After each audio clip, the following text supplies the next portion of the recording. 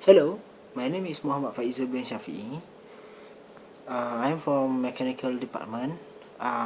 Today I'm going to talk about the comparison between wooden pencil and mechanical pencil.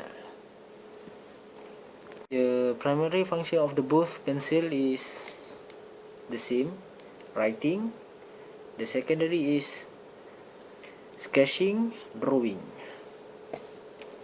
Then the features of the mechanical pencil is made from plastic and has many type of color like blue, yellow. This is green, and has a rubber band for easy to grip on. And the wooden pencil has made from wood and has fixed size, but it don't have the rubber band. Okay, the strength of the mechanical pencil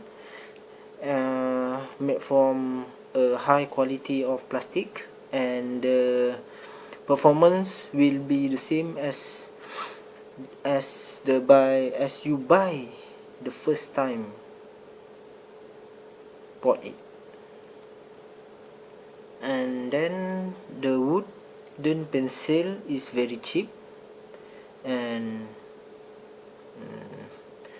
can